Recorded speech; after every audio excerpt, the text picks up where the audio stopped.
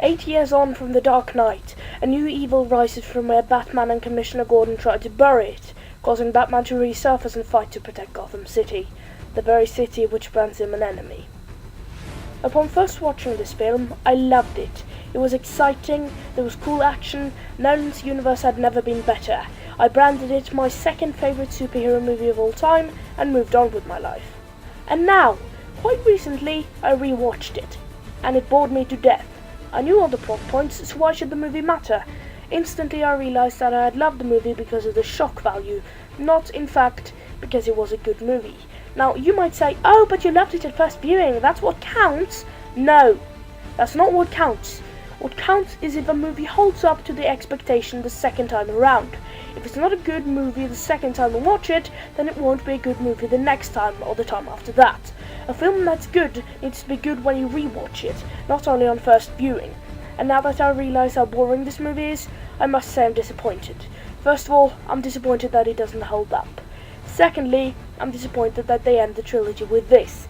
It's too long, I don't understand the story, and the only good thing about it is the ending. And of course, Alfred. That guy always makes me smile.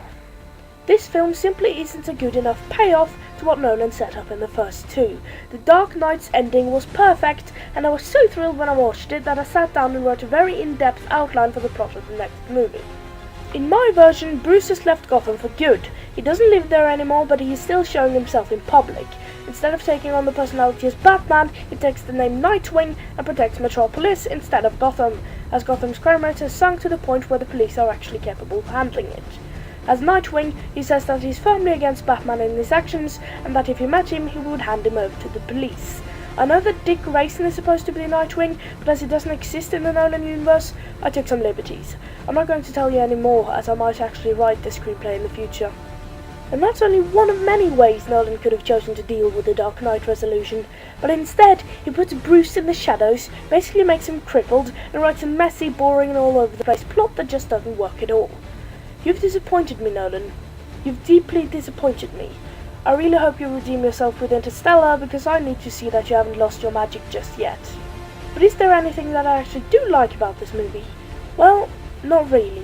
It's a boring film about boring characters doing boring things while some explosions go off. And the end of the movie, wow, that was just bad. I won't spoil anything, but there's a twist that twists everything. It diminishes Bane and ruins his character completely, while another character that didn't have to be there at all is introduced. This character is killed off in a mere 15 minutes. It didn't add anything, it just felt like fan service. It just really annoyed me. The more I think about this movie, the more disappointed I become. I mean, the best part about the film, spoiler warning, is Alfred, and he leaves halfway through. There really isn't anything that can save this movie, and that makes me sad, because this movie could have been so great. So if you like the first two Dark Knight movies, then watch this one, but be warned, on second viewing, you are going to find it boring. That's all I have for today. I do hope you like this new segment of mine, and I'll see you later.